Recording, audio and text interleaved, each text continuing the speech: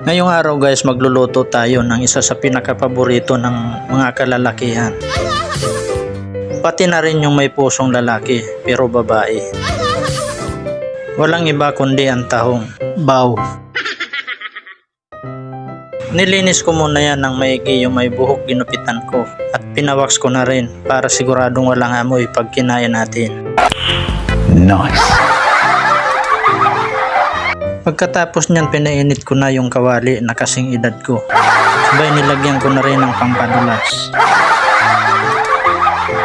Maya-maya pa iniligay ko na yung luya para sa taong mas masaya pag iba ang kasama.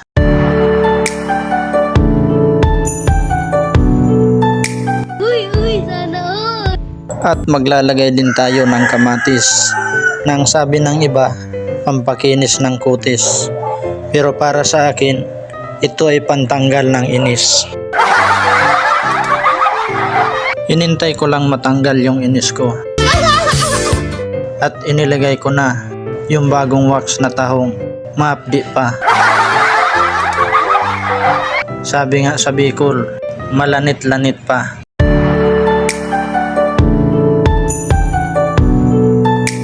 Naibaling sadit, basta malanit.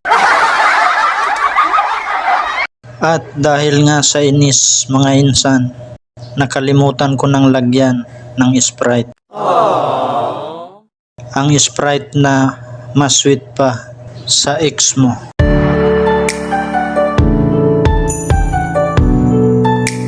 Pero bago tayo magtapos sa bidyong ito, sana po napangiti ko kayo.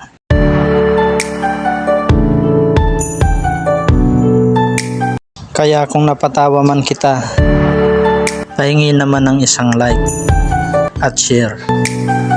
At lulubos-lubosin ko na, pakipindot na rin yung follow button. Maraming salamat.